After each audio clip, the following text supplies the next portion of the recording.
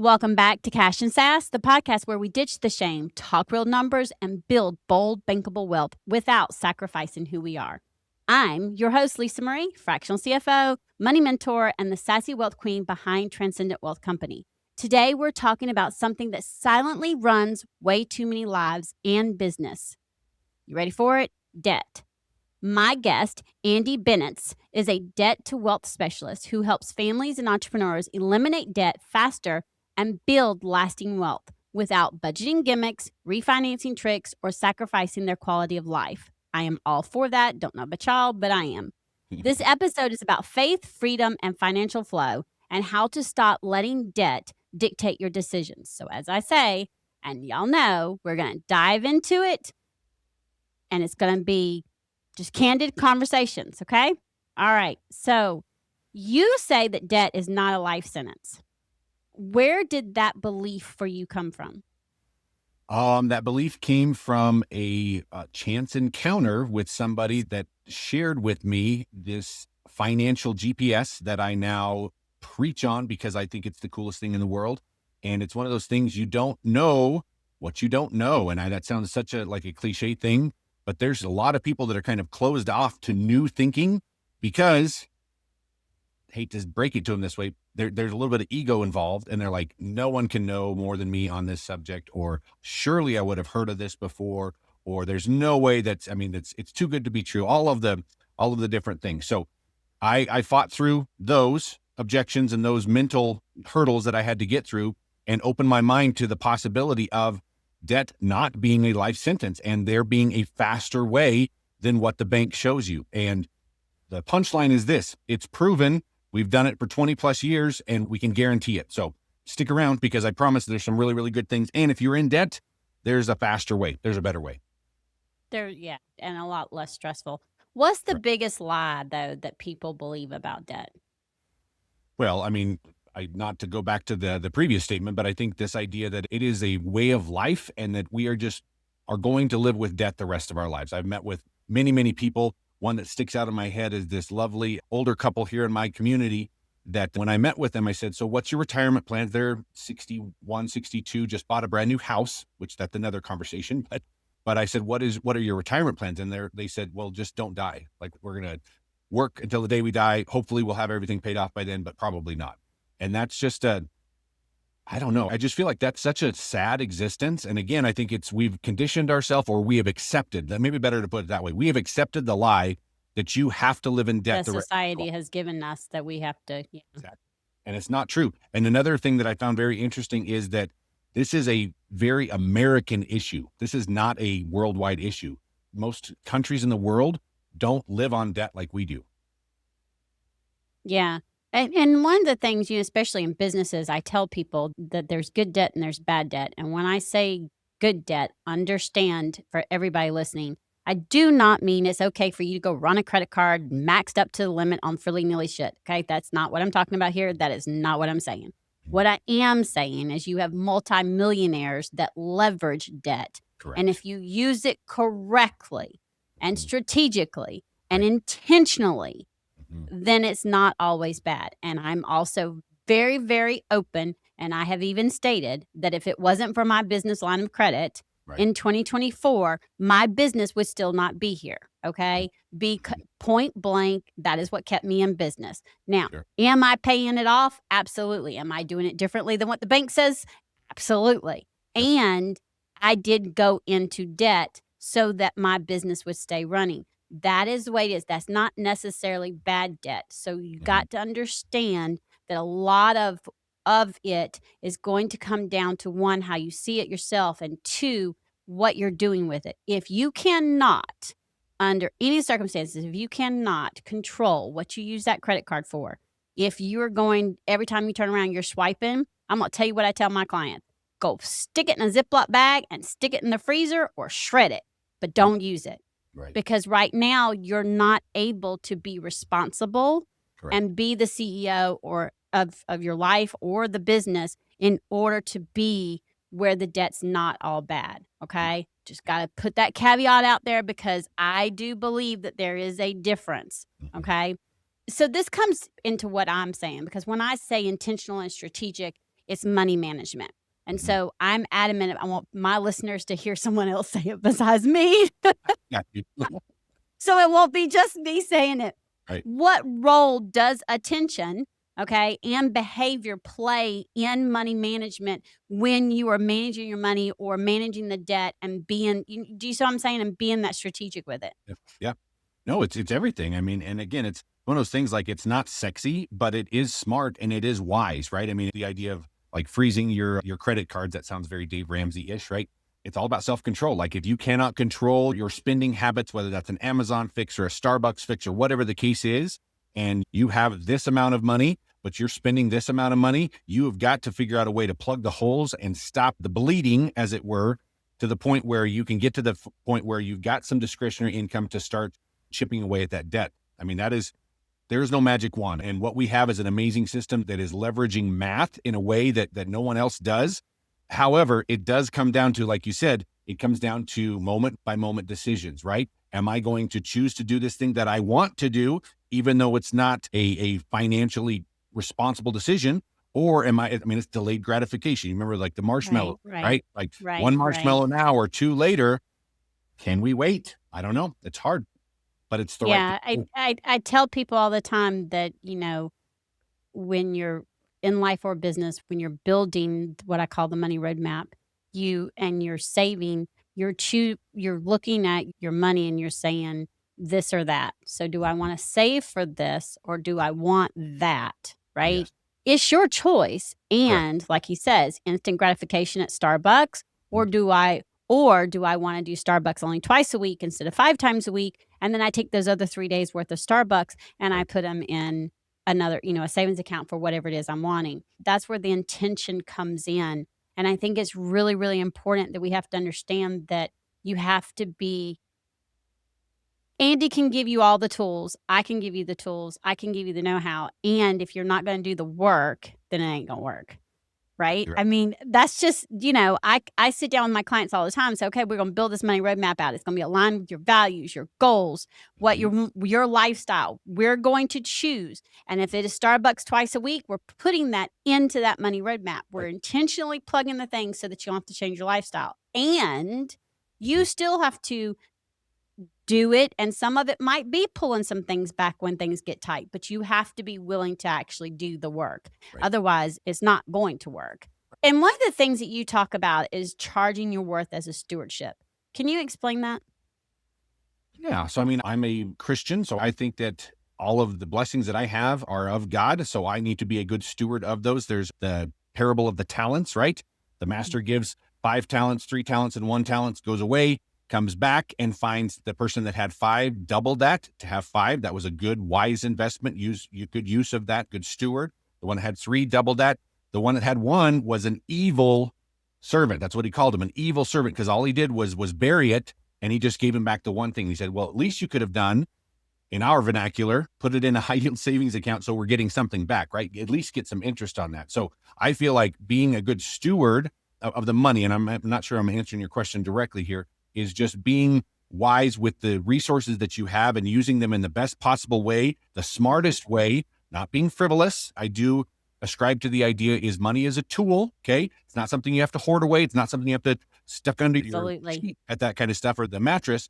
However, so use the things that you want to do, go on the trips, this kind of stuff, but be intentional about it. Have the roadmap. I'm loving the synergy here because we haven't got there yet, but I call it a financial GPS. You have a roadmap. Seems like we've got some and I call it a roadmap because of the same reason you probably say GPS. When you get in your vehicle and you go somewhere, nowadays, if you're going somewhere you don't know, instead of a map, you pull up your GPS. You're pulling up a roadmap. You're pulling up your GPS, and you're not going to just go along the way without having something to let you know when there's detours. That money roadmap is to serve the exact same way, just with your money. Correct. And I think that's what you're talking about with the GPS too, right? Absolutely. Yeah. And I very much lean into that analogy because everyone can relate to it, right? I joke, but it is in all seriousness, I am the worst at directions, and my wife can attest to it. We were at a basketball game for my son last week, and we had been to this place 2 or 3 times. I'm like, I don't need to put it on GPS. It's embarrassing how quickly I get lost. So I speak it from very much a personal standpoint. But it's the same idea with your money, right? I mean, I'm old enough to remember mom and dad in the front looking at the paper map, trying to figure out where we go. The bad part is, what if you get off track? What if the path that you were supposed to go on is blocked, or there's construction? What if there's weather? What if there's all these kind of things, right? The pitfall of a paper map is that it's not dynamic.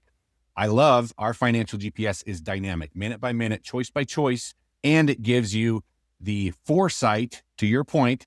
If I make this decision right now, what is that going to cost me in the future? We've got a true cost feature. It shows you exactly how much, if you're buying this grill or whatever the case is, how much is it really going to cost you, because you're not putting that towards servicing your debt or getting out of debt. So I love the minute by minute aspect, the dynamic nature of this.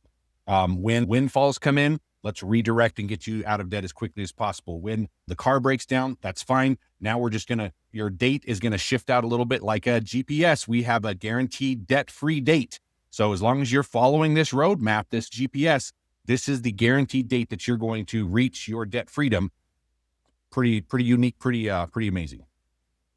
And if you follow what I say, which is have a savings account specifically for vehicle savings, specifically for house, and you've got stuff in the vehicle. When the vehicle needs to be serviced or it breaks down, you've got money in that account to help you be able to do those things. Because I live in a state that we have to pay for property taxes on our vehicle. And like I tell everybody, most of us just don't have $800 to $1,000 just laying around in our monthly budget. So what I do is I make sure that is certain amounts going in there every month, because I estimate what I know the property tax is going to be. So that way, when I have the property tax comes up, which was up in September, I was easily able to pull the money and pay it.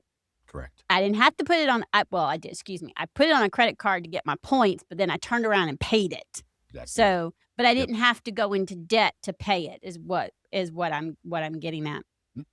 Okay, I am interested in. You showed a cool little thing before we went live. So I'm putting this in because I know about this cool thing. Yes, right. Can you show an example of what somebody can do if they have, I don't know, credit card debt, let's say 3,000 or 10,000, just an example of how the thing is, and something that they can look at and walk away from today that they could actually go and run and do. Absolutely. Can I start with two things to kind of set up conversation? Is that all right? All right, so here we go. I'm gonna disappear, but I'm gonna bring on this really cool thing.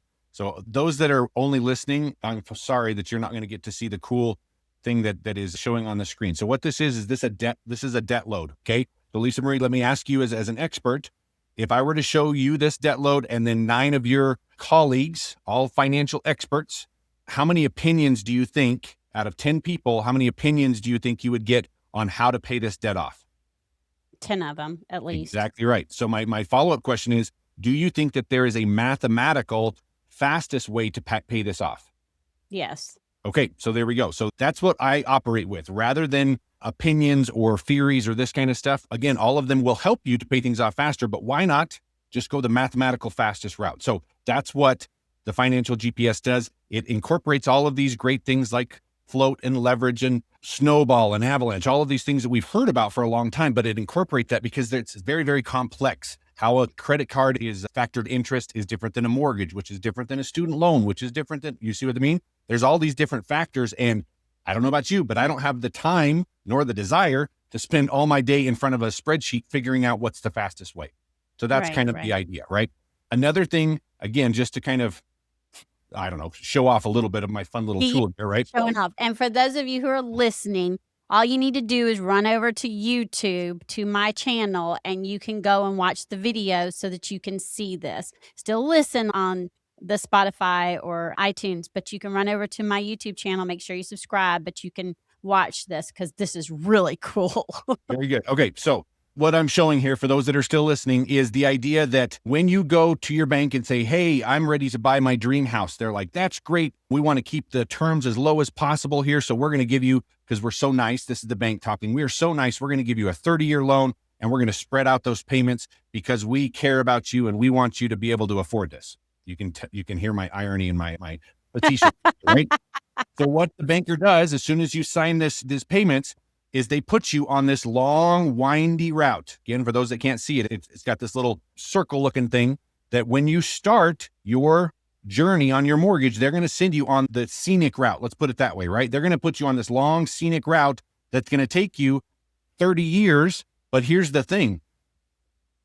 And again, you can't see it for those that are not there, but about 21 years in, I'm going to give you the answer here to the question. 21 years in is where you are paying more in principal than interest. Think about that for just a second. 21 years, you are paying more in interest that is just goes to the bank. There's another factor, which I won't go into right now. It's called the TIP, total interest percentage. It sounds like TIP. It is a TIP. That's basically what we're giving the banks, is a bunch of money up front. That is the total amount of what they're getting.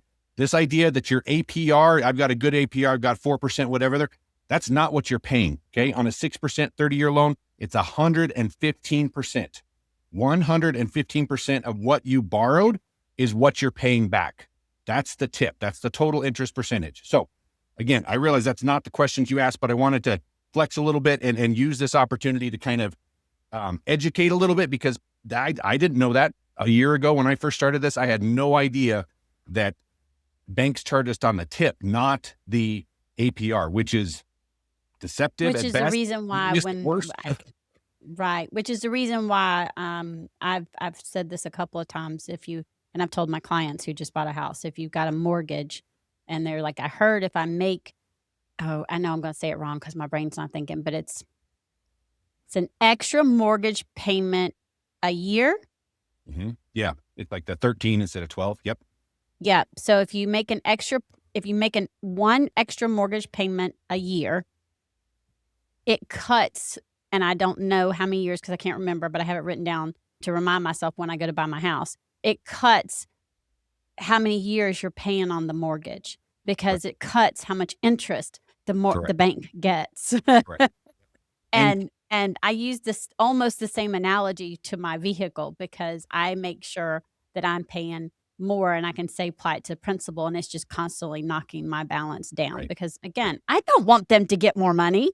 Correct. Yeah. Bankers are nice people, but the banking system is not for our benefit. Yes?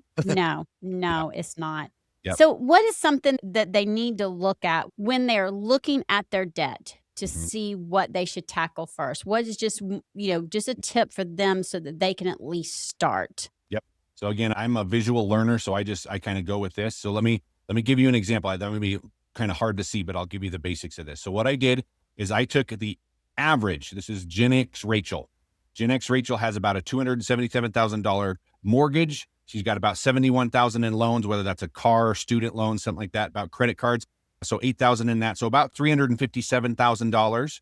And then dual income, different things like this. I'm kind of skipping through because I know some people can't hear this. Basically, at the end of the month, for Gen X Rachel, this is just an average, she's got about $2,500 that she can put towards her debt to pay things down. I understand that's not everybody, but the more fuel you have, the faster we can do this. The idea looking at these three columns here, so to answer your question here, is my buddy says, you cannot tame what you cannot name. If you don't know there's an issue, if you don't know how much you're paying in interest, you're just going to continue going on your merry way. So first we have to start with, what is the reality? How much is the bank actually charging me for this 30-year loan, or for this car loan, or for this student loan? Okay. So that's the left-hand side. So the bank's plan for the $357,000 in debt that they have is to pay back $617,000. $617,000. Now, this is not a magic wand, right? You're still going to pay some interest, but if we can shorten that map, the part that I didn't say about our long winding journey is there's a way to do that the fastest way, right? If we can do that in a fastest way, then we can cut off $185,000, which is substantial. Wow. Okay. The other thing that I love, because money is great, but money you can get back. You cannot get time back. What if that 24 years of payments was reduced to 6 years and you have almost 20 years back with your family, being able to travel, not having to be worrying about your debt? How much would that mean to you? So, yeah, time and freedom is everything. Exactly right. Exactly right. And then this last number is just talking about the fact that if for the last 18 years, you took the money that you were using to service your debt and you just put that in a 1%, which Lisa Marie will not steer you that way. There's much better ways to get money back on that. But on the low end, that $3,100 per month for 18 years is over $1 million. So the reality check that I want to just let people know of, again, there is a better way. There is a faster way. It's not magic. It's just math. And banks will not tell you this because that does not help them, right? They love the long payments. This idea of a 50-year mortgage is absolutely bonkers that people are talking about that being a good thing.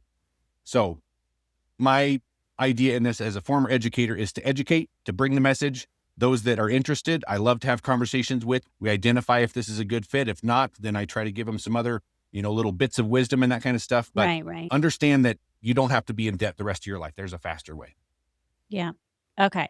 So thank you for showing that. So now my next question for you is, because a lot of what you do I know comes from faith. And so I want to know, how does faith shape how you teach Mm. people about money and debt? No, I love that. And the short version is I was called into education from a very early age at a church camp. So I was a teacher, and then I'm still own and operate an educational technology company, which is how I use this really, really cool piece of technology. But when I left the classroom, left the schools, it felt like a big piece of my heart, a really big piece of my heart was kind of left in the classroom where I wasn't making like heart to heart connections. Like I'm still working with people. We've got some great programs that make a difference kind of by proxy, three levels down. But I personally just miss that heart to heart connection, those light bulb moments, those aha moments.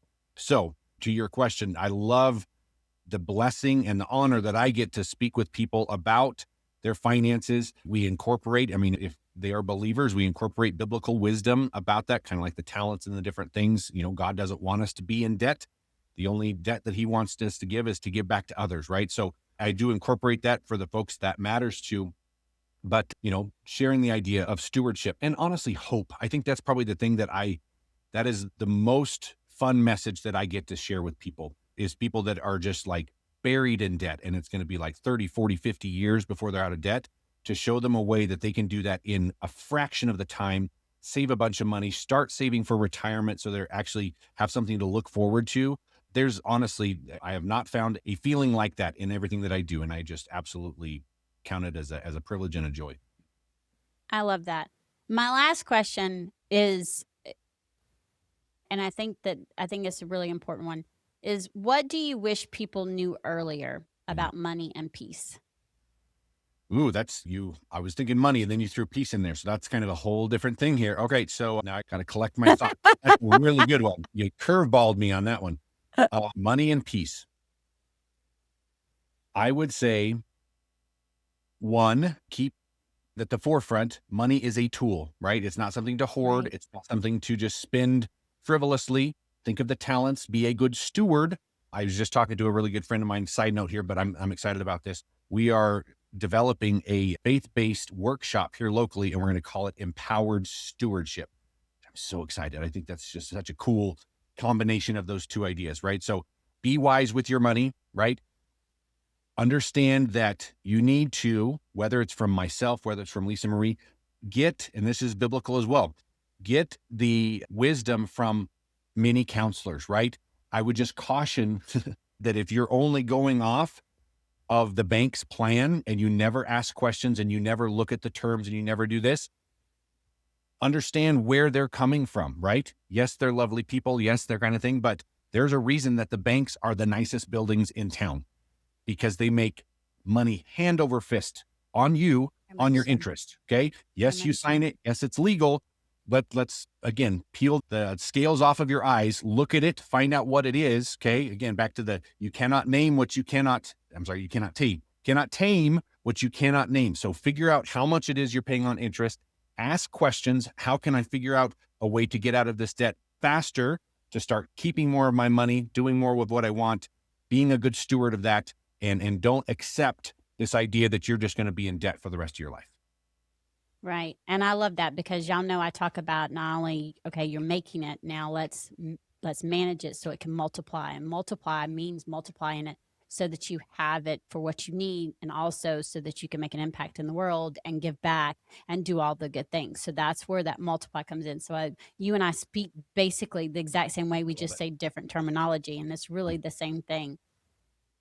This conversation has been so grounding, and I love it, and empowering. We're using those two words Hey, again. look at us go. Um, especially for people who feel like they've been carrying money stress forever. And Right. one of the things I tell people is, you know, understand that if you're not learning how to manage your debt now or manage your money now, having more money, Mm, if you're in debt, having more money and mm. you don't have that stewardship to manage the money you have, you're just going to go into more debt. So Yeah. we want you to, okay, what do I do with what I've got now so that I pay down the debt and I'm being a stewardship and not going in further in debt so Right. that when more money comes in, I'm not digging myself a deeper hole, because so many people think more money fixes it. But if Right. you're not changing how you're looking at the money and building a financial GPS or building a money roadmap, Right. then it's not going to change. And so I love that this has been such a grounding and empowering conversation, because I can talk about money all day. Mm. Where can listeners go to get their free Empower Wealth game plan? I think that's what you Yep. said, and I'd love for them to be able to know where they can get it. You bet. I don't have my QR Yo, code. this is just so cool.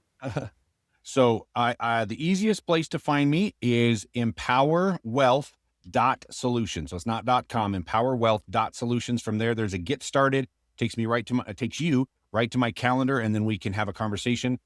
I hope that you understand and got to know me a little bit to know I am an educator at heart, not a salesperson at all. I love to educate, give ideas. I literally had a conversation last night with a couple here locally that we got to the end of the conversation. I'm like, this is not a really good fit, right? Try this and that. But like, if it's not a good fit, I promise I'll be the first one to raise my hand to do this. However, if you do have debt and you are wanting to pay that off faster and not live in debt the rest of your life, I guess the thing that I want to just leave folks with is work smarter, not harder. Okay.